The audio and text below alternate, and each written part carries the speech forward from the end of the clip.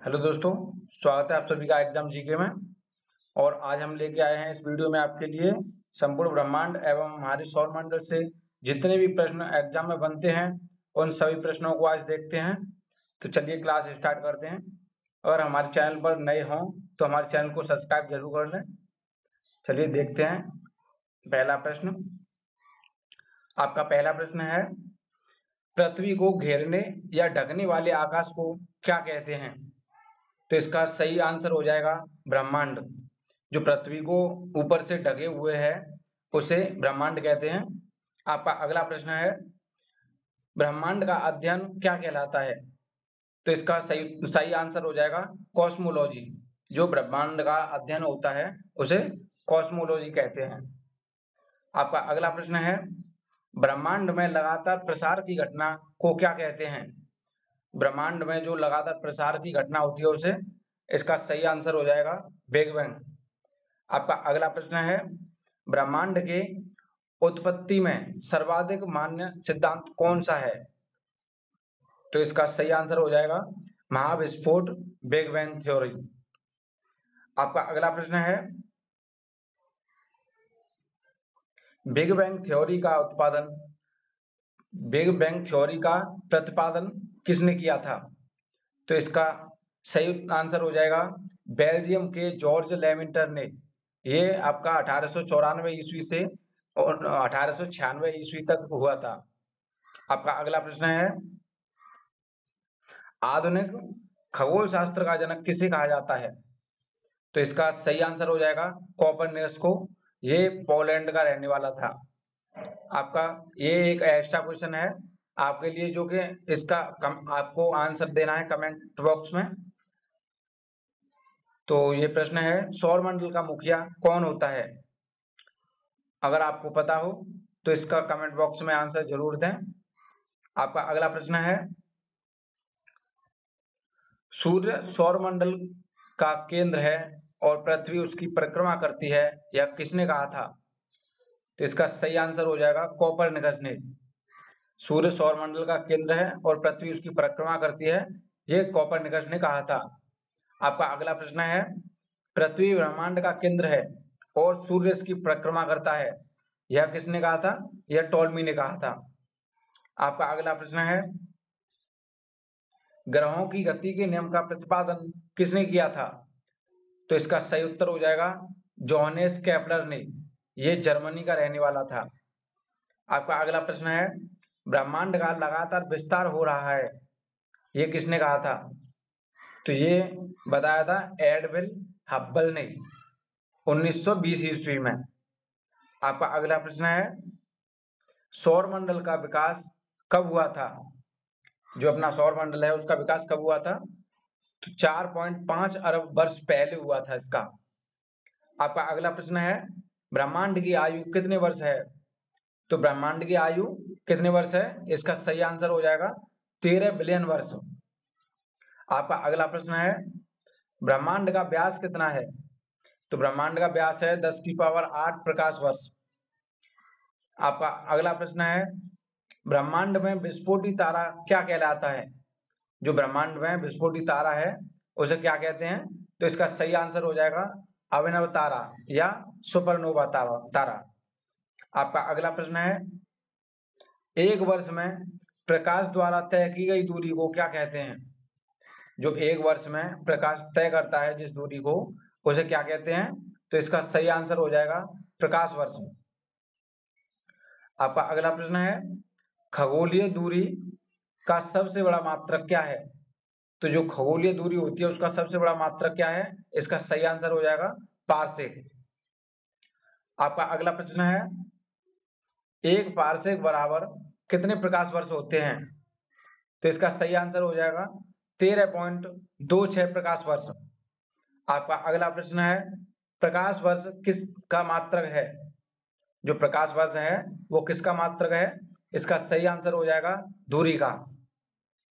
आपका अगला प्रश्न है, एक प्रकाश वर्ष बराबर कितने किलोमीटर होते हैं? जो आपका एक प्रकाश वर्ष होता है, जो एक वर्ष में प्रकाश दूरी तय करता है, उसमें किलोमीटर कितने होते हैं?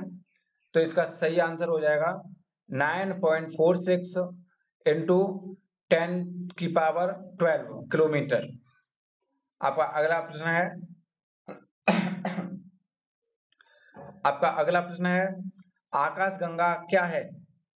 जो आकाशगंगा है वो क्या है?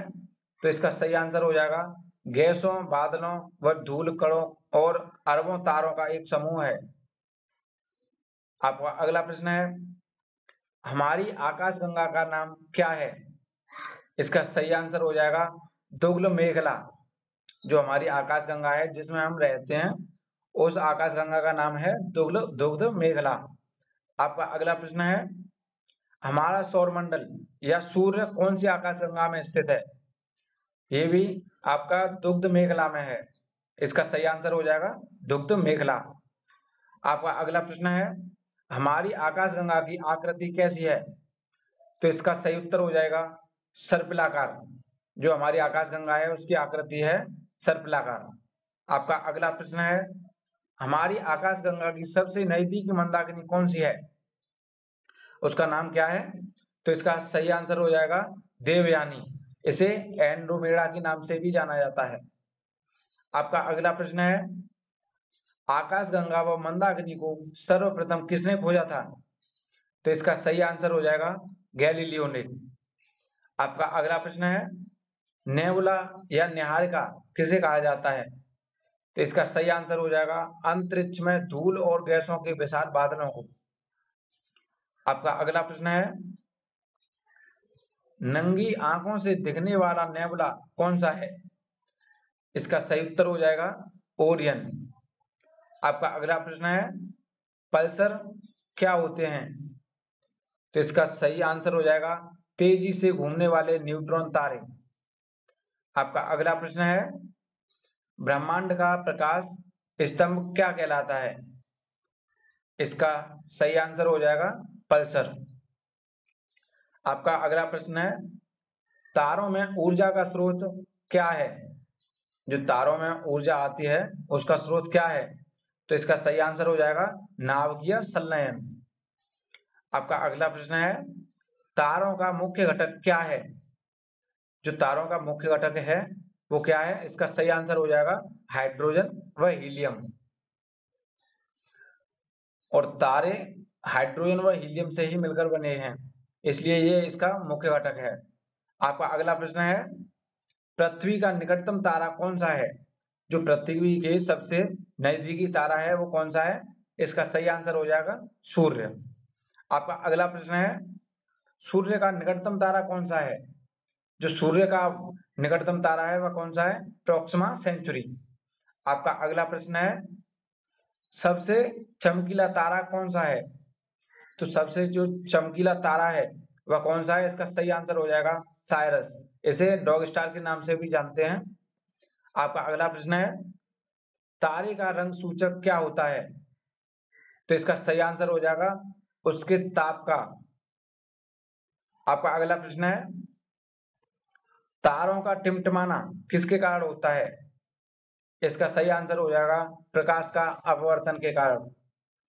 दोस्तों वीडियो अच्छी लग रही हो तो हमारे चैनल को सब्सक्राइब जरूर कर लें और अपने ज्यादा से ज्यादा दोस्तों के साथ शेयर कर दें। आपका अगला प्रश्न है ब्लैक होल सिद्धांत किसने दिया था? जो ब्लैक होल सिद्धांत था वह किसने दिया था? इसका सही आंसर हो जाएगा एस चंद्रशेखर ने। आपका अगला प्रश्न है एस चंद्रशेखर को नोबेल पुरस्कार कब मिला? तो इसका राइट आंसर हो जाएगा 1983 ईस्वी में। आपका अगला प्रश्न है चंद्रशेखर सीमा क्या होती है? इसका राइट आंसर हो जाएगा 1.44 सूर्य द्रव्यमान होती है। आपका अगला प्रश्न है तारामंडल तारामंडलों की कुल संख्या कितनी है? जो तारामंडल है उसकी कुल संख्या कितनी है? तो उसके इसका सही आंसर हो जाएगा 89। दोस्तों वीडियो अच्छी लगी हो तो हमारे चैनल को सब्सक्राइब जरूर कर लें और ज्यादा से ज्यादा अपने दोस्तों के साथ शेयर कर दें। धन्यवाद।